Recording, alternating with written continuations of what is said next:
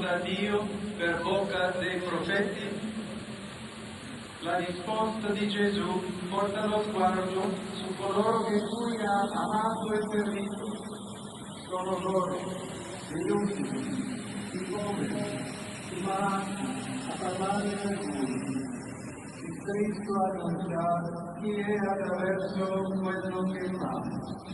E quello che fa è per tutti noi segno di salvezza.